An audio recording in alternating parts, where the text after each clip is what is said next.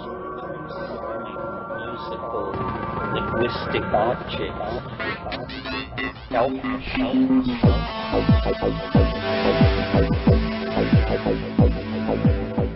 Greetings from Cyberdelic Space. This is Lorenzo, and I'm your host here in the Psychedelic Salon.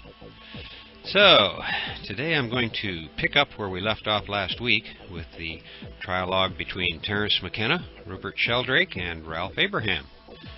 While you won't hear Ralph on this particular program, which is Side B of Tape 1 in the first series of trialogues that were held at Esalen in September of 1989, you will be pleased to know that Ralph will be joining in the conversation in the next program when chaos theories enters the discussion. And as I mentioned in the podcast before last, this particular trialogue tape is titled Creativity and Imagination. And in this, the second part of that discussion, we join Terence and Rupert in their speculation that having a psychedelic experience is like tapping into the Gaian imagination. But first we begin with Rupert talking about the creative process and dreams. I think that creativity seems to involve, the Jungians talk about the welling up of forms from the unconscious. And it's as if there's a kind of creative process like welling up or boiling up of new forms in incredible diversity. And they're forms which are conditioned by memories of what have gone before and existing habits. But they're forms which make new syntheses, new patterns. And it could be that if there's a kind of unifying process working upon a boiling up of new forms, that anything that comes out, as it were, above the surface of the unconscious or the darkness or the boiling process or the chaos, has to take on a kind of unified form, as it were, to come above that surface. That the light, as it were, into which it comes is a unifying principle. So it has to take on a unified form, but it could be any unified form. And as long as it's a kind of unified form, because it's a unifying principle into which the creativity is occurring or tending. I think in our own case, the one model for this is dreams. That dreams involve the appearance of these strange stories and narratives and symbols and images, which we don't create with our conscious minds. In fact, we usually just forget the whole lot. This wonderful display of psychic creativity that happens to each of us nightly is usually just forgotten or disregarded. But when we remember our dreams, they're bizarre and unexpected. It seems almost impossible to have an expected dream. And most of them have a continuous element of surprise somewhere hovering around them. And this curious feature of dreams, and it raises the question of where how they come from. The Jungians would say that they come from some structuring process in the darkness of the collective unconscious. And they'd see that as separate, a kind of imagination of matter or imagination of the psyche, not a kind of descent from some higher world, but a welling up from a... And so what I'm interested in is that the human imagination obviously works through dreams. It works during discussions, through language, through conversations, through fantasies, through novels, through our dreams, our aspirations, through advertising. And it also is revealed through psychedelics in a particularly extreme form. Now, in what sense is this imagination that we actually know about, that we know about from experience, related to the imaginative creative principle of nature? Is Gaia, as it were, awake on the side that's in the sunlight, and in the side that's in the darkness as it rotates, dreaming? At night, are the plants, the animals, the whole ecosystems, the oceans, in some sense, in a dream state, when dreams and spontaneous images of what might be possible come to them? So, is there a kind of Gaian dreaming, and does it happen on the night side of the planet?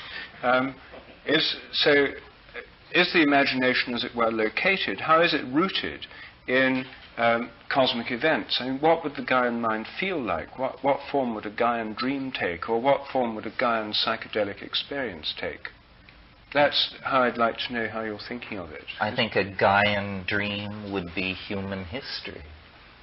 That human history, perhaps it isn't that the planet sleeps each night, but that perhaps it's been sleeping for 50,000 years and is having a dyspeptic dream that causes it to toss and turn. But if it could only awaken from that dream, it would just shake its head and say, "My God, I don't know what it was, but I hope it doesn't come back." That human history has that quality. I mean, James Joyce should be mentioned here, saying, "History is the nightmare from which I'm trying to awaken." And the whole structure of his novels, the integrating of historical data with daily newspapers and this sort of thing to give reality the quality of a dream. I think your mentioning of the psychedelics is important. You said it was an extreme and intense example of this. I think that it's so intense and extreme an example that it argues strongly that that the imagination is not the human imagination. While we may be able to analyze dreams and see the acting out of wish fulfillment or repressed sexual drives or whatever, depending on our theory of dreams, the psychedelic experience, it's preposterous to attempt to analyze it in terms of human motivation at its intense levels. It seems rather to be an ontological reality of its own that the human being has simply been privileged to briefly observe. But it says no more, your deep psychedelic experiences say no more about your personality than that the continent of Africa is making a statement about your personality. They are, in fact, independent objects. To my mind, the divine imagination or the imagination is the source of all creativity in our dreams, in our psychedelic experiences, in the jungles, in the currents of the ocean, in the organization of protozoan and microbial life. Wherever there is large-scale integration, rather than simply raw physics, but integration of laws of physics, integration of properties of membranes and electrophoresis and this sort of thing. It is the creative principle. Beheld. So do you think then that in psychedelic experiences you're actually tuning into or experiencing something of the Gaian or the cosmic imagination? Absolutely. And I think that psychedelic experiences and dreams are only different in degree, that they are chemical cousins somehow. And this is why I could see human history as a Gaian dream, because I think every night when you descend into dream, you are potentially open to receiving Gaian corrective tuning of your life state. The whole thing is an enzyme-driven process. We are like an organ of Gaia. We are the organ which binds and releases energy. A liver cell doesn't need to understand why it binds and releases enzymes of the liver. We bind and release energy for reasons perhaps never to be clear to us, but which place us firmly within the context of the Gaian mind. We have been chosen out, and this is not something to have great hubris about. I mean, indolacetic acid has been chosen out in plant metabolism to play certain roles. We have a role, but our role seems to be a major one. We are like a triggering system out of the general background of evolutionary processes mediated by incoming radiation to the surface of the earth and then natural selection. Suddenly we come with an epigenetic capability. We write books, tell stories, dance, sing, carve, paint, These are not genetic processes. These are epigenetic processes. And they bind information and express the Gaian mind very well. As an example of how willing I am to introduce or to entertain this idea concretely, I've been talking to a lot of people about ecological crisis and the fate of the world and this sort of thing. Well, imagine in hindsight the wisdom that we would impute to Gaia if we were to suddenly realize that what is happening on this planet is that nature knows that the sun is going to explode. And what we are is a kind of response to the anticipation of a wounding that 50,000, 5 million years ago, the geo-heliocentric relationships began to vibrate out of tune. And as a consequence of this, a species was called forth that could organize an escape. And we are it. In other words, we are in a divine play. In line with this, and what made me even entertain these ideas, is I had a very bizarre experience recently.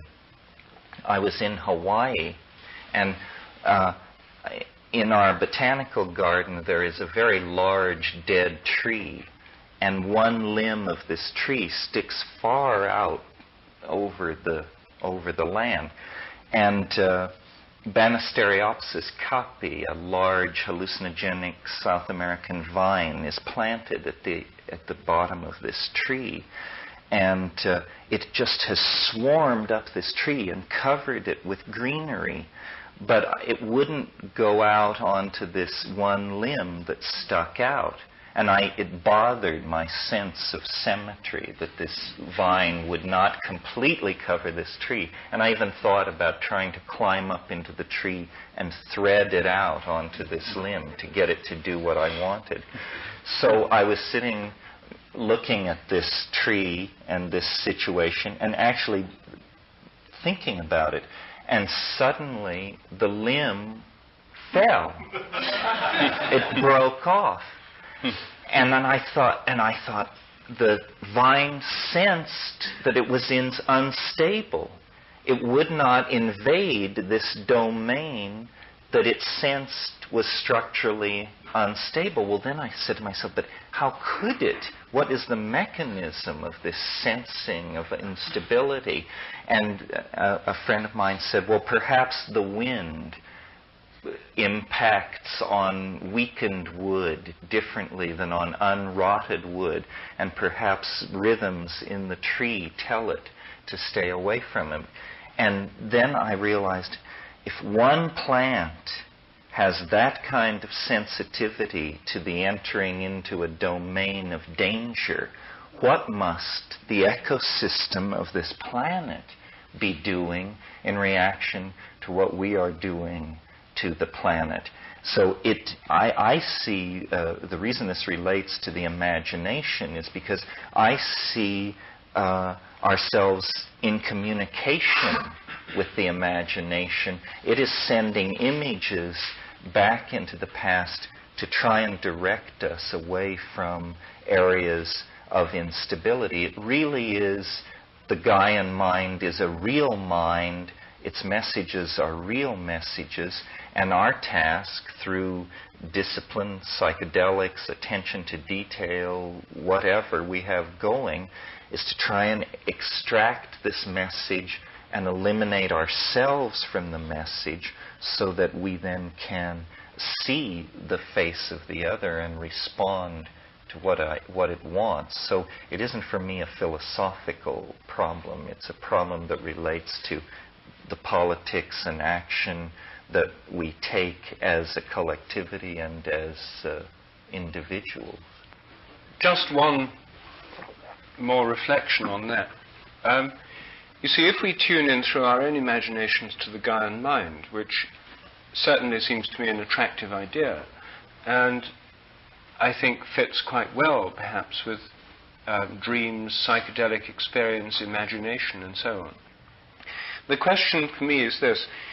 We can relate to the Gaian imagination, let's take that for granted. But then, how is the Gaian imagination related to the imagination of the solar system, and that of the solar system related to the imagination of the galaxy, the imagination of the galaxy to the imagination of the cosmos? And then, how is that related to what we could call the imagination of the cosmic attractor, or God the Father, or well, the cosmic I'm Christ? not sure that I want to follow you into the cosmic Christ.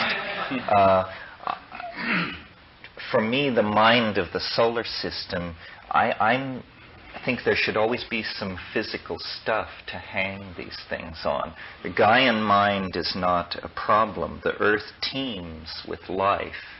A Jovian mind is not a problem, because the complex chemistry, the metallic behavior of gas ices under pressure, and all of this stuff seems to me to place enough cards on the table that mind could well emerge in that situation. Similarly, the oceans of Europa, there are a number of places in the solar system where there's enough complex chemistry that I can imagine these very large self-reflecting entelechies to get going over billions of years.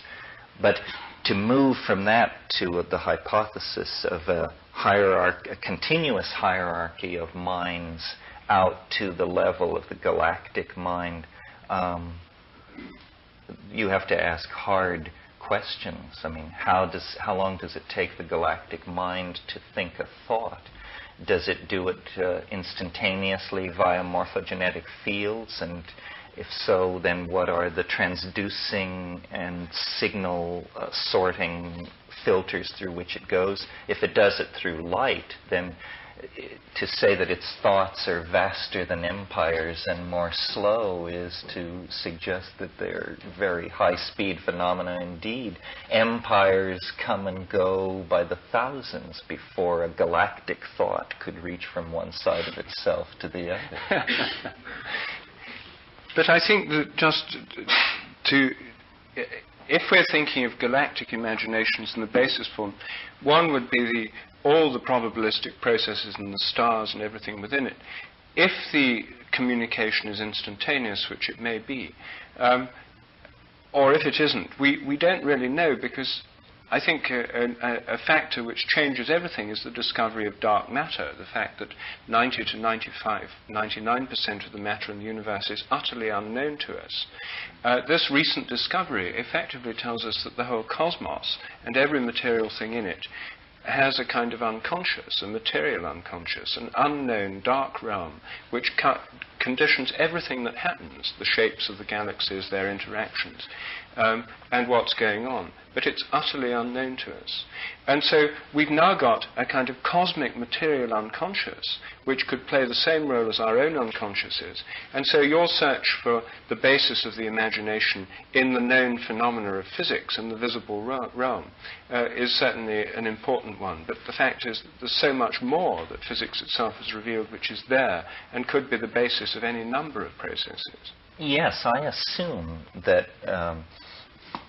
psychedelics, for instance, somehow change your channel from the evolutionarily important channel, which is giving traffic reports, weather reports, and stock market reports, to a channel which is playing, the classical music of an alien civilization. In other words, we tend to tune to the channel which has big payback in the immediate world, but that there are these other channels of the imagination, not so tailored for human consumption, seems obvious to me. I think that you're right. I mean, the memories and hence all objects of cognition are not in wetware, the wetware of brains. It's somehow plucked out of a super space of some sort via very subtle quantum mechanical transductions that go on at the molecular level in the brain. the divine imagination is the reality behind appearances. Appearances is simply the local slice of the divine imagination. But what you want is a kind of map or a global overview. Well, perhaps we should open this up if people have something they would like to say. This man leads the way. Well, of course, you've fired every neuron in my brain. I have a somewhat different view of the problem of the eternal scientific laws. In my opinion, the question of did these laws exist prior to the Big Bang is a non-question. It's like the old Zen question of what happens to your fist when you open your hand. Because in my view, these scientific laws are not objects in space and time. If they were objects in space and time, of course they could not exist before the Big Bang. In my view, these scientific laws are linguistic structures that we create, that we choose, in order to give reasonably good expression to the regularities that we measure in the world, and which we use for prediction and control purposes. For example, we have an equation to express the gravity relationship, and we have placed in that equation to key in the acceleration of the force of gravity. It's not 32 feet per second. It differs somewhat from that, and it differs depending on where you measure it on the Earth. And it's even conceivable to imagine that it might change with space and with time. Because it's been going on for so many billions of years now, in Rupert's view, I'm sure that it would be unlikely to change very much, but it's perfectly possible for it to change. And the point I want to make is that science provides in that equation an opportunity to clue in this different change, if that change is necessary, for purposes of prediction and control. I think that the laws of nature can be used for purposes of prediction and control within the kind of developing evolutionary cosmology that Rupert has expressed. All right. Well then, yes. I mean, the thing is that there are two theological views, you see, that are possible about this. If the laws of nature are linguistic structures outside space and time, at least in the Judeo-Christian world, the prevailing archetype is the Word of God. They're the Word of God. They're the Logos, which is the traditional theological view of the laws of nature. So then it really comes down to a theological question. Do we think that the Word of God is a kind of eternally sonorous set of vibrations or linguistic structures that's somehow permanently there in the permanent mind of a transcendent God? Or is the Word of God something that God speaks, and like real words, is a series of processes in time? Spoken words are not eternally there. They're things that take time to speak. And the underlying basis of a spoken word is the flow of the Spirit or the breath. So are the words of God, if we take this Logos model, spoken words that involve a process in time, or are they like a sort of encyclopedia that's written words that can be sort of eternal? No. In my view, they're not. I don't see the theological argument is a non-argument to me, because I reject the idea of the mind of God as having a structure in the universe. Or again, I come back to these scientific laws of nature as human formulations created like tools, created like a set of wrenches in our kit bag, not a part of any eternal structure whatsoever.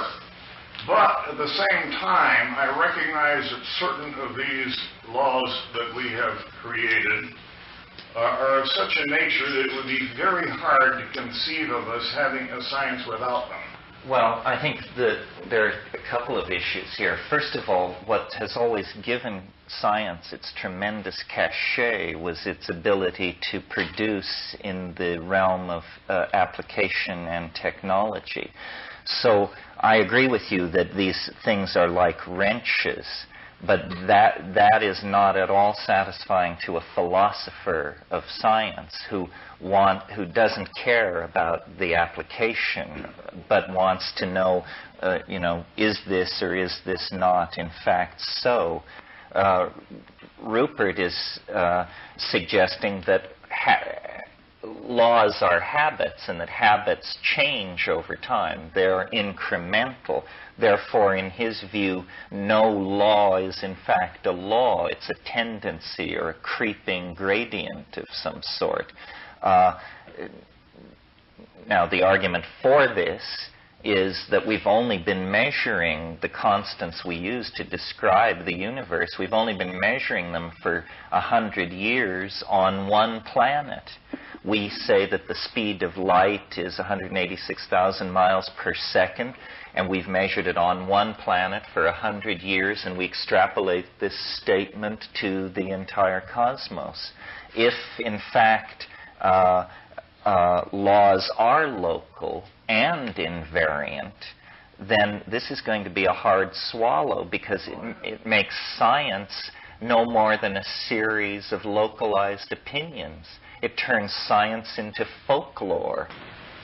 The thing that personally I find a personal discovery of, and I don't think it comes from reading outside, is just a realm of pure geometric possibility, of pure form and symmetry. And this seems to me the underlying Pythagorean or Platonic concept, and that it does exist outside of time, and that it's some sort of template off of which possibility hangs. And that what undergoes the formality of actually occurring resonates against this template, and also most likely resonates against what has been materially manifested, so that it's going through time. Yes, well, I agree with what you're saying about a template. I mean, this is this idea of a topology that I want to put out. Rupert and I were, again, last night after the meeting, talking about the idea of God as a mathematical mind had come up, and I was saying how much a mathematically minded God would miss how impoverished that concept is, because the primary qualities of experience, which are color, light, tactility, and then even subtler things like appetition for the past and the future. And so all of this would be eliminated from the idea of the mathematical God. In a way, the way I see it is it's almost as though there is a wire frame. Yes, that the future is almost a kind of mathematical wire frame, and that's what God, quote unquote, knows in eternity. But the whole point of the game is into this wire frame flows the living richness, the perverse creativity, the unpredictability, the perturbations, the interference patterns that create them, the living fact of the felt presence.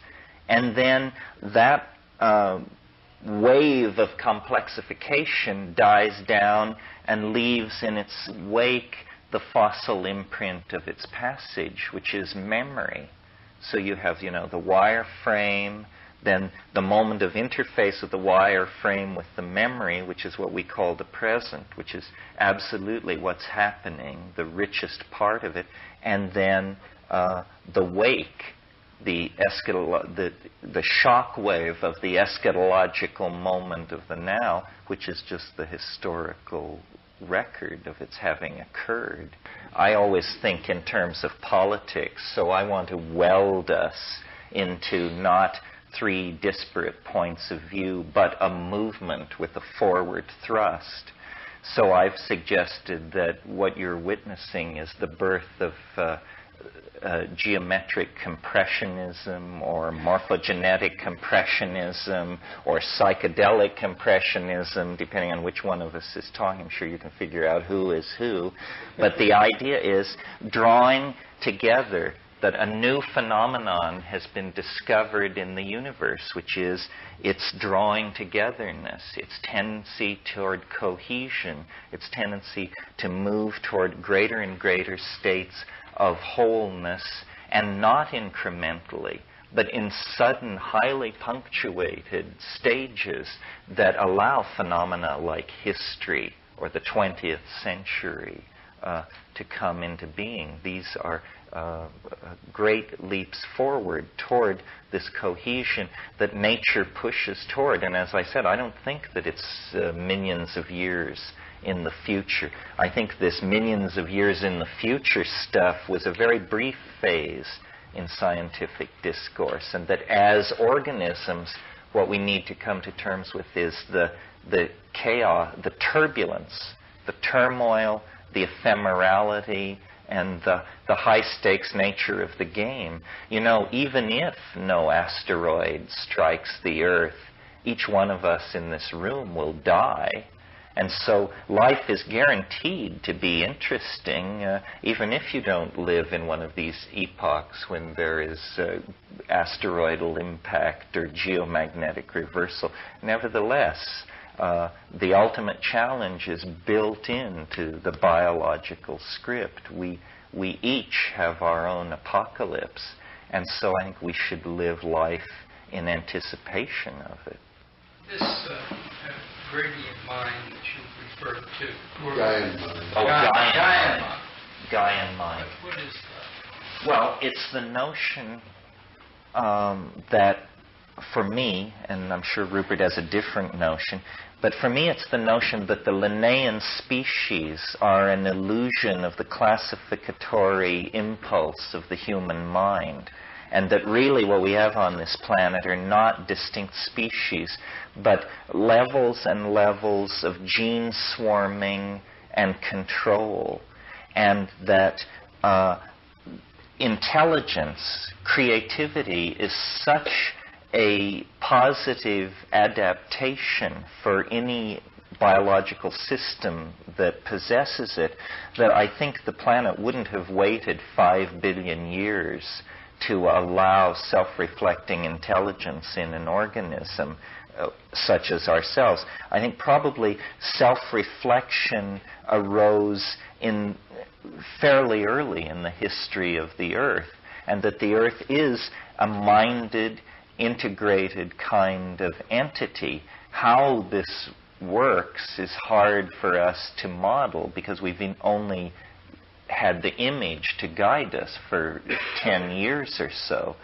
But the planet thinks, it perceives, life has appetition for more life and for an extension of itself, and the best strategies are cognitive, so that all of these things that we see happening on the planet that we take to be miraculously ordered results of random processes may actually be the result of the creation of a great engine of cognition, that history is the thought of Gaia, biology is the musings of geology, and so forth and so on, that we have been wrong to claim consciousness as the unique capacity of human beings. It is, in fact, a general property of organization, and the larger the organization, the more conscious it may well be.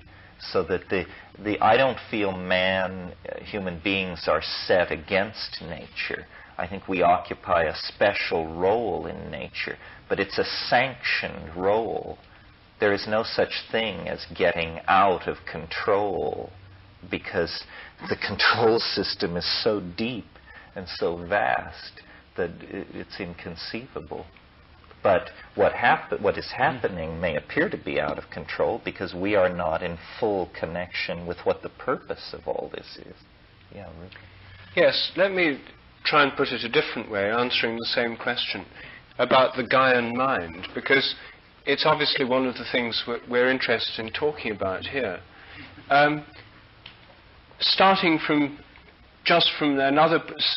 a straightforward starting point, the idea of Gaia put forward by Lovelock and other scientists, is that the Earth, using the name Mother Earth, Gaia is the Mother Earth of the Greeks, that the whole Earth is a living organism, and that if the whole Earth is a living organism, and I think in that organism we have to include the Moon as well, because the Moon orbits the Earth and in some sense sets its rhythms of time and tide, and is part of the Gaian system, that the Earth is a living organism, including the Moon, the atmosphere, all the living things on it, the oceans and so on, behaves together in a way that has an organic, integrated, holistic quality, that the Earth is alive, and its life involves some kind of organizing principle. At that stage, a lot of people then say, well, if the Earth is alive, then in some sense it must be conscious, or in some sense the Earth must have a mind. And one of the questions I think we're exploring is just in what sense can we think of the Earth as conscious or having a mind? What might the Gaian mind consist of? The traditional view of the Earth is that it's an inanimate assembly of a bit of rock hurtling around the sun with a thin film of moisture and life on its surface. But that the whole thing's just an inanimate mechanism with no life, no purpose, no spontaneity, no creativity of its own. Merely the environment in which other random, purposeless processes take place. That's the standard view.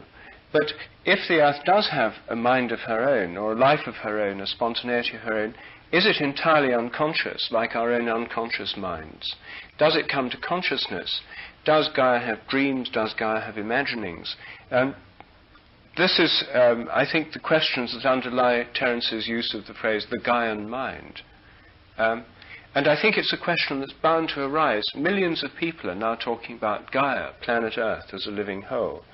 And the question really, one of the questions we're exploring is what kind of mind would this living whole have? Does this living whole have a mind at all? Is it just blind, instinctive?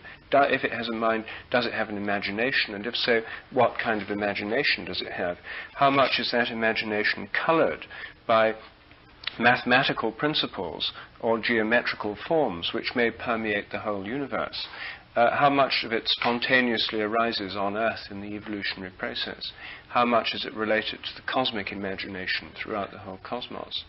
So I think these are the questions it raises, and I think that that's another way of coming to it, just starting with the idea of the Earth as a living organism. It implies and raises the question of the mind of the Earth, if it has one, or the soul of the Earth. Some would say that the mind's just another aspect subjectively experienced of the physical changes in the brain. Others would say it's a kind of shadow or epiphenomenon of the functioning of the brain. If we take that view of the mind, we would expect the Gaian mind, if it exists, to correspond to some set of complex physical processes going on Earth. Well, I think if we wanted to see it that way, we could make a good case for there being a base to the mind. I'd put the magma of the Earth's core, these flowing currents, as some perhaps like the limbus or the hypothalamus, the sort of long-term driving things with a solid nucleus inside, associated with changing magnetic fields, and polar reversals every few million years, and the whole of this being the underground process, virtually unknown to us, which is driving the process of continental drift, earthquakes, volcanoes, and is actually shaping the morphogenesis of the surface of the Earth through the distribution of the continents. And then there's the Gaian breath, which is the atmospheric flows of the wind. Then there's the Gaian circulation of the oceans. There are many of these systems, all of which are indeterminate, all of which are probabilistic, and all of which could respond to, as it were, kinds of thoughts or impulses of Gaia. So one can find many ways of thinking about the physical basis for the Gaian mind, which would also include, in my opinion, the Earth's magnetic field, the magnetosphere, which trails like a great tail on the dark side of the Earth, which surrounds the Earth, and which, as it changes and responds and resonates to sunspots, affects the whole patterns of electromagnetic communication through radio waves. All of this, the field of the Earth, which would, I think, be one of the bases for the Gaian mind. Even the known fields, the gravitational and the electromagnetic fields, stretch far beyond the surface of the Earth. So all these would be possible bases for the Gaian mind, or basis of its interaction with what's going on, as well as the actual minds of organisms, animals and plants. I mean, the Gaian mind may be able to act directly on these minds through field-like processes. I myself would think of the Gaian mind and our own minds as more like field-like processes which interact with our brains, and the Gaian mind is interacting with living processes, the atmosphere, the Earth's core, the magma flows, the magnetic field, interacting with them but not being reducible to them. I guess my question is really about the relationship to creation and creativity and imagination. Is there a qualitative aspect to that is evolutionary? The suggestion I bring up is that there could be a kind of evolutionary field creode, meaning that there's a pathway that when conscious beings are on a planet, the evolutionary field creole would be looking for a kind of an aesthetic, a kind of sensibility. And I would propose the symbiotic relationship as an example of this. Well, creodes are pathways of change which have endpoints. And for those who've not been following the literature on creodes, the idea is this: when an embryo develops, for example, a liver, a group of cells develop into your liver, another group of cells develop into your kidneys, that the pathways of change they go through are attracted towards an endpoint, which is the mature kidney or the mature liver, that they're drawn towards that. And this pathway of change drawn towards an endpoint is called a creode. It's considered to be an object within a morphic or a morphogenetic field. Now, if there's the idea of the cosmic attractor and the idea of an evolutionary creode, as I understand what you're saying, is that one could say the entire evolutionary process of the Earth, or even of the whole cosmos, is a kind of creode, and Terence's description of the cosmic attractor would be the end point of the evolutionary creode. So in a sense, using the term creode brings us back to that model we were talking about just now. I was kind of missing, listening to this discussion, what the meaning of the creation and imagination would be for. What is the purpose of this topic? What is the fulfillment of this? Can I take a shot at Yes. this? Well, I'm not sure I understand all of what you're saying, but in terms of this qualitative thing, which is deepening, which is the purposefulness of it all, it's interesting when you look at the whole life of the universe and the way processes have evolved. There is a tendency that has been going on for a very long time that has been accelerated at each step. And what I call it is language seems to be seeking to decouple itself from matter. DNA was the first language, and it's a language written at the molecular level, and it's faithfully a physical replicant is made of it, and then that template is used to create proteins, which are the statements in this language. Well, that's how all nature does it, except human beings. And we have this epigenetic capability. We can write books, dance, sculpt, paint, all the things that I mentioned. Well, then, when you look at the 20th century, the tendency to dance, paint, sculpt, and so forth has, through technology, become ever more released from the constraints of matter, so that now we paint on computer screens. We merge, we sculpt with computers, we sculpt with light and directions rather than in matter. So I think that why this is, who can say, but the only thing as complex as organic life is syntax. And syntax seems to have a life of its own. It is trying to shed the material matrix, which was its basis. Now, this, I'm sure we don't have time to discuss it now, but perhaps later, this creates strong reactions in people because we have a tendency to want things to be folded back into nature. We don't want this Gnostic ascent to the radiant unspeakable. But nevertheless, it appears that language, in a kind of hellish marriage with technology, has given us no way out except a forward escape into the further embodiment of language. This now is apparently the only way we can keep from destroying the planet, is by literally going off into the imagination, which is not a dimension of the physics of space and time. It's actually a syntactical dimension. So the integration of media and human beings and creative processes like CAD/CAM and this sort of thing seem to me to say language is shedding the primate body that gave it epigenetic articulation in much the same way that language shed the rest of organic nature when in one part of itself it moved off into the potential for linguistic expression that our biological organization makes possible. So for my money, language is on a journey to the eternal imagination through the process of creativity, having begun in chaos and having a kind of inevitable end in chaos, more properly, revisioned, remet, re-understood. Well, perhaps we should break for lunch. It's after lunch. Thank you very much. This was very useful, I think. I hope you enjoyed it.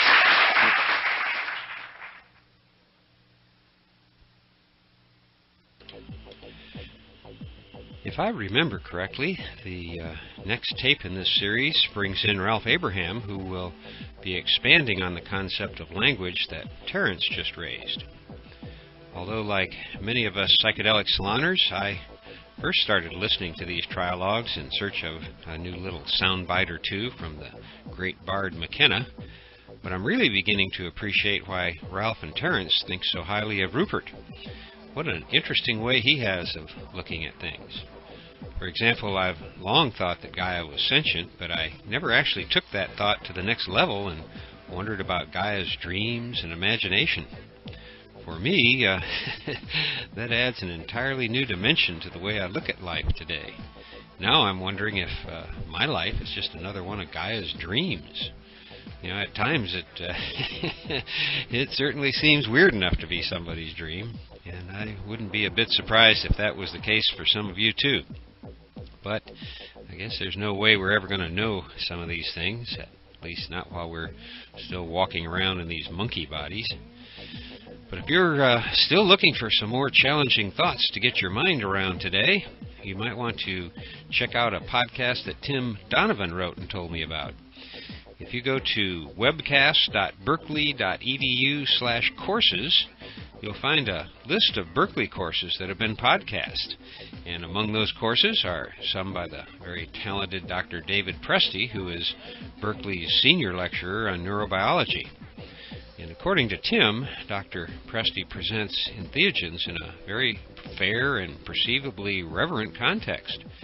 Now, I haven't had a chance to listen to one of Dr. Presti's lectures myself just yet, mainly because I've lost my pod. I guess that sounds kind of weird, but you know what I mean. At least I hope so. Anyway, I plan on listening to some of the lectures from his course number PSYCH119, which is titled Drugs and Human Behavior. And thank you, Tim, for letting us know about these podcasts. Another audio file you might be interested in is one that my friend Michael Shields told me about. Because the URL is a long one, I'll put the link on our podcast page with the program notes about this podcast, which is number 61 from the Psychedelic Salon, by the way.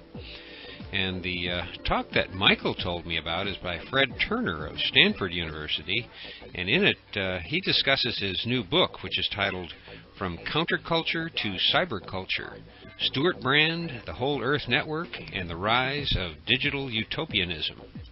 Here's what Publishers Weekly had to say about this new book, and I quote, less a biography of Brand than a swirl of relationships surrounding him. The book shows how the ride of the merry pranksters and LSD experimentation led to the early online discussion board, Whole Earth Electronic Link, the Well, and into the digital utopianism surrounding the hyperlinked World Wide Web, end quote. Now, given my renewed interest in the merry pranksters since meeting some of them just a couple of weeks ago, I'm taking the synchronicity of Michael's pointing out this book to be a sign that I'd better listen to Turner's commentary and buy a copy of the book myself. And if any of you have already read it, I'd love to hear what you think about it. Before I go, I guess I should mention that this and all of the podcasts from the Psychedelic Salon are protected under the Creative Commons Attribution Non-Commercial Share-alike 2.5 license. And if you have any questions about that, you can click on the link at the bottom of the Psychedelic Salon webpage, which you can find at matrixmasters.com/podcasts. And if you still have questions, you can just send them in an email to lorenzo@matrixmasters.com. In a couple of days, I'll get the next Trialogue podcast out, which will be the first side of the second tape in the 1989 to 1990 Trialogue series, and it's titled Creativity and Chaos. And in that program, among other things, you'll hear Ralph Abraham give a short overview of chaos theory, why chaos theory is good for you, and his explanation of what mathematics means to him. In addition to thanking Chateau Hayuk for the use of their music here in the Psychedelic Salon, I also want to thank Ralph Abraham for making these tapes available, and to Bruce Damer, without whom we wouldn't be hearing them today. And for now, this is Lorenzo, signing off from Cyberdelic Space. Be well, my friends.